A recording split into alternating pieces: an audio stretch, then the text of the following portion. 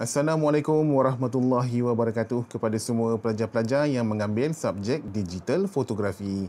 Hari ini saya nak perkenalkan sebuah software percuma yang kamu boleh download pada kamu punya smartphone. Okey, software ini akan membantu kamu untuk mengedit serta mencantikkan gambar yang telah kamu ambil dengan kamu punya smartphone. Okey, nama software ini adalah Adobe Photoshop Lightroom.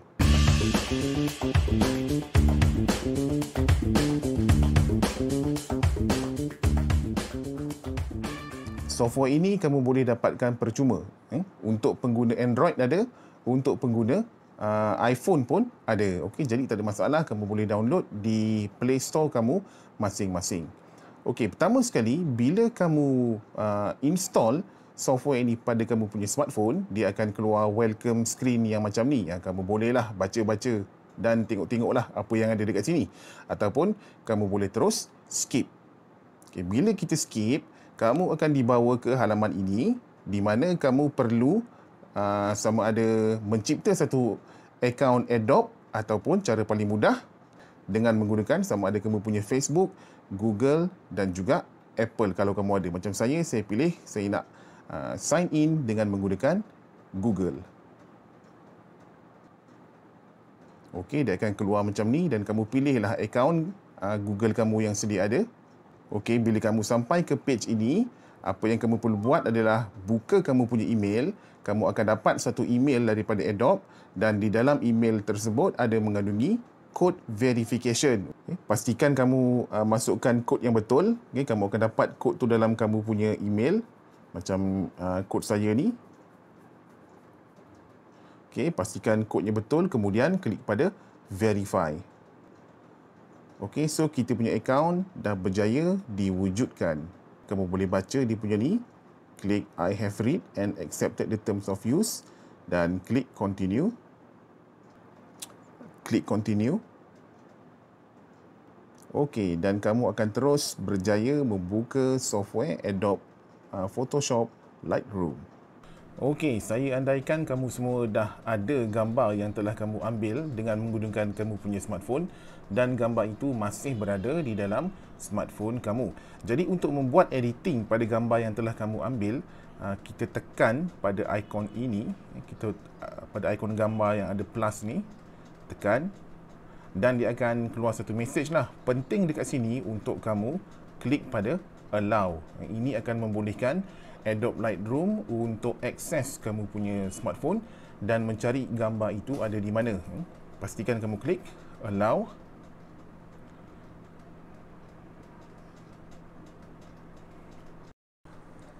Okey, bila kamu dah berjaya cari gambar yang kamu nak dan pilih gambar tersebut, gambar itu akan masuk dalam folder all photos dekat atas sekali tu. So bila kamu klik pada all photos tu, okay, kamu akan nampak gambar yang telah kamu upload masuk. Sekarang ni cuma ada satu. Kalau kamu pilih lebih daripada satu dan semua sekali akan masuk ke dalam folder ini. Jadi untuk memulakan editing, klik pada gambar yang kamu nak buat editing. Contohnya pada gambar ini.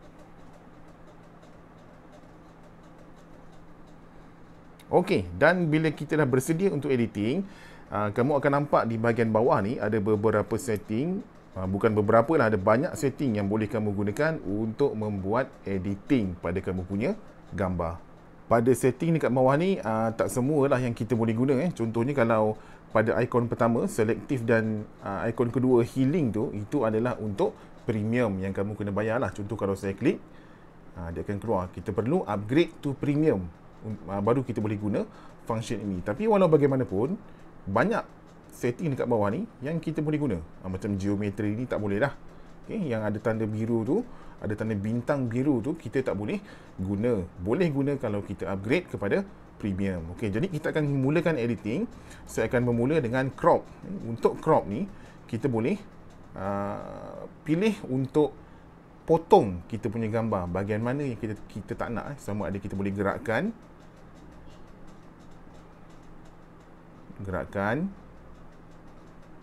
ataupun kita pusingkan. Ni terpulang lah. Terpulang kepada kamu punya kreativiti masing-masing dan sesuaikan dengan gambar.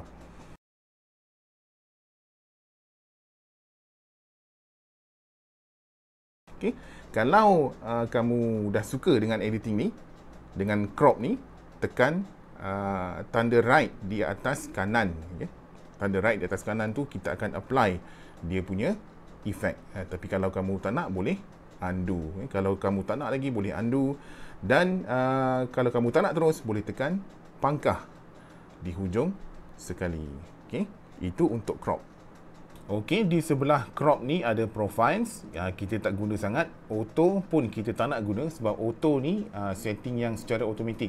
Kita kalau boleh nak, bukan kalau boleh, memang kita nak buat editing ikut cita rasa kita. So, auto ni kita boleh abaikan. Yang saya boleh cadangkan untuk kamu guna adalah light ni. Tekan pada light dan dia akan buka lagi beberapa setting yang ada dekat sini. Nampak tu ada banyak setting yang boleh kita usik. So, saya bagi contoh. Yang pertama, untuk exposure ni, exposure dia bagi gambar tu terlebih expose, overexpose ataupun underexpose. Contoh macam gambar saya ni, saya tengok agak overexpose sikit lah sebab dia agak cerah kan. So, saya nak gelapkan sedikit. So, saya klik pada slider yang ada pada slider ni. Nampak? Bila saya adjust, gambar dia akan berubah secara direct. Kita boleh tengok. Okay, dan saya boleh usik setting-setting yang lain. Okey, tak ada satu setting yang betul atau salah. Semuanya bergantung kepada gambar kamu. Kamulah yang menjadi hakim. Kamulah yang menjadi audience semasa sesi editing ni. Jadi, gunakan kamu punya pandangan mata untuk menentukan dia punya garam tu terlebih ke ataupun terkurang. So, kontras ni pun saya adjust sikit. Maaf ni, saya punya jari ni agak licin. Susah saya nak klik slider ni. Okey, cukuplah tu. Okey, jadi sekarang ni kita nak tengok, saya nak tunjuk macam mana cara untuk kita tengok apa beza dia gambar yang original dan gambar yang baru ni. Cara dia mudah. Bila kamu klik pada gambar yang ada di dalam skrin kamu tu, okey, klik pada gambar dan kamu akan nampak dia punya before and after. Okay. Klik di mana-mana bahagian. Jangan klik pada slider, klik pada gambar. So, bila kamu klik, dia akan tunjukkan gambar before dan bila kamu lepas, dia akan tunjukkan gambar yang sedang kamu edit sekarang. Jadi, before, after. Okay, kamu boleh nampak dia punya efek secara terus. Okay, kemudian, pada tab color pula. Okay, kita pergi pada tab color. Dekat tab color ni, dia bagi option untuk kita adjust kita punya tone warna pada gambar tu. Kalau temperature sama ada gambar tu akan jadi lebih panas ataupun lebih sejuk. So, nampak simple. Kamu boleh cuba-cuba apa yang ada dekat sini, tapi saya cadangkan untuk mengubah suhu gambar tu, sama ada gambar tu nak nampak sejuk ataupun nak nampak lebih warm, kita usik temperature. Dan untuk kepekatan warna, pergi kepada saturation dekat bawah ni. Kamu klik, kamu boleh pilih untuk kurangkan warna, dia akan jadi black and white, dan kamu boleh pekatkan dia punya warna. So, saya pekatkan sedikit dan saya sejukkan sedikit gambar dia. Okey, lagi sekali untuk tengok before and after, klik pada mana-mana bahagian di dalam gambar, before and after. Nampak? Already dengan setting yang baru sikit saya buat ni, dia punya efek gambar dah jadi lain. Okey, selain daripada itu, di bahagian atas ni ada 3 lagi benda yang kamu boleh klik. Contohnya yang pertama, black and white ni. Maknanya gambar kamu dalam keadaan black and white dan kamu boleh adjust dalam bentuk black and white. Okey, saya undo. Okey, dan keduanya grading. Okey, grading ni untuk adjust warna, membuat fine tune terhadap warna-warna, spektrum warna tertentu. Kamu boleh adjust lah dekat sini. Color wheel ni kamu boleh tarik dan adjust ikut kesesuaian gambar kamu. Okey, saya undo balik. Dan seterusnya adalah mix. Okey, mix ni lagi detail, kamu boleh adjust mengikut spektrum warna. Contohnya kalau saya nak adjust dalam gambar ni mana warna merah, Okay, saya tarik dia punya saturation, pekatkan lagi warna merahnya, dan segala-gala yang berwarna merah ataupun di dalam spektrum warna merah akan naik warnanya. Sama juga dengan biru ni, saya ambil contoh biru, saya tolak dia punya slider, kamu boleh adjust. Maaf ya, saya punya jari licin, susah saya nak adjust. Okey, dan kamu boleh nampak bila saya adjust, dia akan mengubah keseluruhan tone spektrum warna biru tersebut. Kamu boleh adjust sama ada hue, saturation ataupun luminance. Kalau dah selesai, klik pada done. Okey, seterusnya kita pergi kepada setting seterusnya, iaitu effects. Okey, dekat effects ni kita boleh adjust apa? Kita boleh adjust texture, kecerahan, dehaze dan vignette. Kita akan tengok satu-satu lah. Okey, satu yang saya lupa bagi tahu. Okey, kalau kamu nak zoom pada gambar, kamu boleh buat kamu boleh zoom, just besarkan gambar tersebut dan kamu boleh nampak lagi dekat apa yang sedang berlaku dalam kamu punya editing. Saya ambil contoh texture. Texture ni kalau saya lebihkan, nampak tu dia punya texture untuk gambar tu dia jadi semakin sharp. Tapi berhati-hatilah, jangan terlebih sangat adjust texture ataupun terlebih kurang sangat teksturnya. Saya undo balik. Okey, clarity ni kecerahan ataupun berapa jelas. Dehaze pula, saya tak tahu nak apa bahasa Melayu dia. Dehaze ni, haze ni maknanya jerebu. Okay, kalau kita cuba adjust dia, itulah efeknya. Kalau saya lebihkan, itulah efeknya. Dia menambah satu layer seolah-olah macam ada haze ataupun jerebu dekat kamu punya gambar. Okey, dan untuk efek yang vignette ni saya kena zoom out sampai habis. Okey, vignette ni dia akan tambah satu lingkaran, sama ada lingkaran putih ataupun lingkaran hitam kepada kamu punya gambar. Dia macam frame yang akan blend dengan kamu punya gambar. So bila saya tarik ke kanan,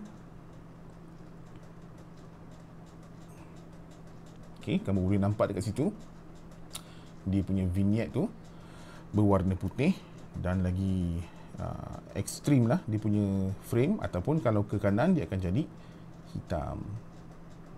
Okey, kebiasaannya inilah vignette yang kita biasa nampak. Okey, before and after. Okey, seterusnya pada detail. Detail ini untuk kita sharpkan kita punya gambar. Kalau tadi tu dia menaikkan tekstur pada gambar. Kalau sharpen ni, dia akan sharpkan di ruangan bucu-bucu. Bucu-bucu yang ada pada kamu punya gambar. Contohnya bucu kereta tu. Kita cuba perhatikan. Bila sharp ni, saya naikkan. Okey, kamu boleh nampak dia punya sharpness kereta tu. Before and after. Tapi lagi sekali, sharpening jangan terlalu over. Nanti dia punya gambar akan jadi tak natural. Sesuaikan dengan kamu punya editing. Maybe saya naikkan sharpness sedikit sahaja. Okay. Bila saya naikkan sharpening tu, dekat bawah ni dia punya radius saya boleh adjust, dan juga detail sharpening tu pun saya boleh adjust.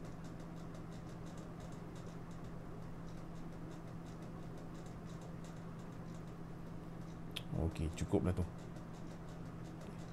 Noise reduction, kalau kamu nak mengurangkan noise yang ada pada gambar kamu, mungkin gambar kamu tu ada terlebih noise, kamu boleh adjust slider dekat sini untuk mengurangkan noise yang ada. Tapi noise kalau kamu kurangkan terlalu banyak menggunakan setting noise reduction ni, gambar akan jadi soft. Dia akan mula blur. So berhati-hati.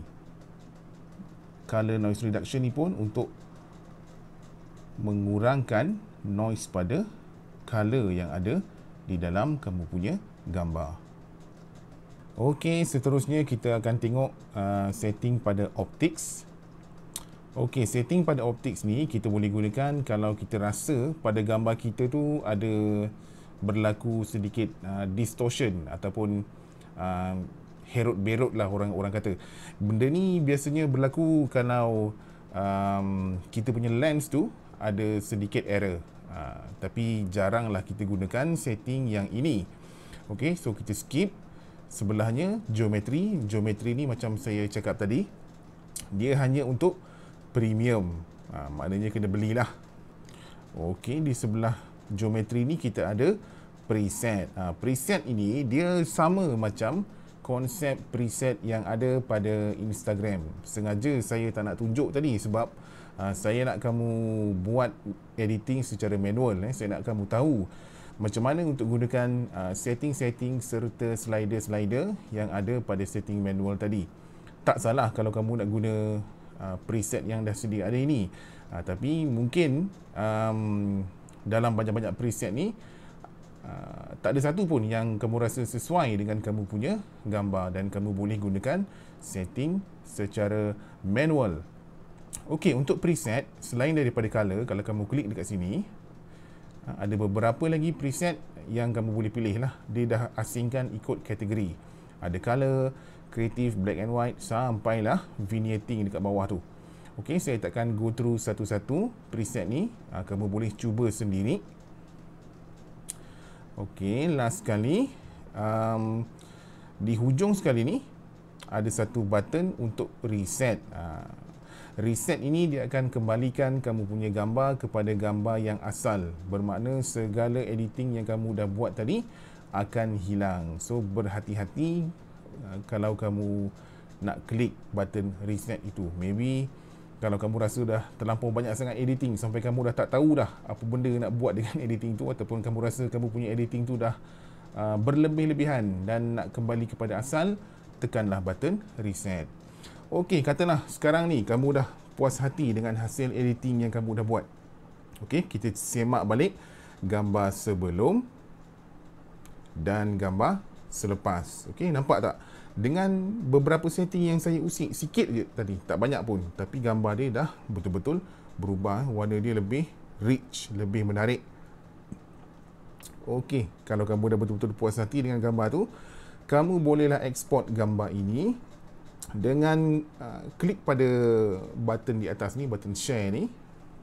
Okey, dia akan keluar beberapa setting, share to, save to device ataupun export as. Kalau kamu nak save dalam kamu punya smartphone, boleh pilih save to device, dia akan terus pergi kepada kamu punya smartphone, ataupun kamu boleh pilih export as. Saya prefer yang ini, export as. Okey, kita boleh pilih JPEG.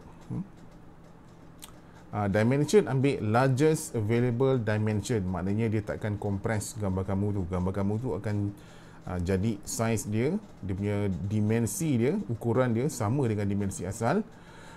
Quality 100%, watermark tak perlu. Okay, more option ni. Okay, more option ni include metadata, caption. Okay, ini biarkan. Sebab apa?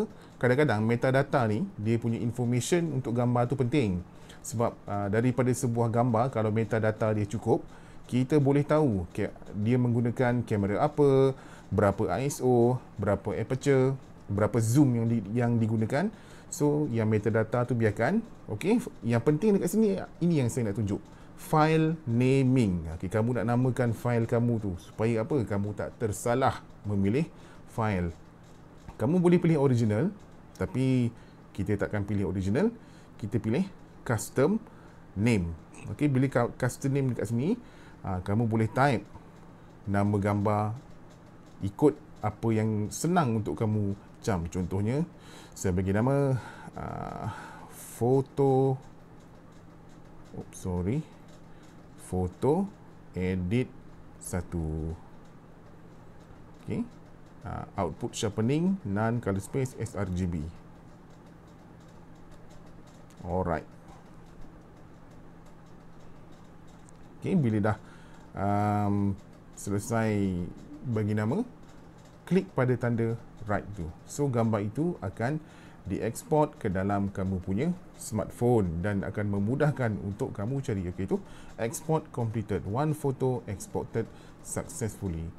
So itulah basic macam mana untuk kamu menggunakan Adobe Lightroom sebagai kamu punya photo editor. Senang kamu boleh edit di mana-mana. Sambil duduk boleh buat photo editing, sambil kamu baring kamu boleh buat photo editing.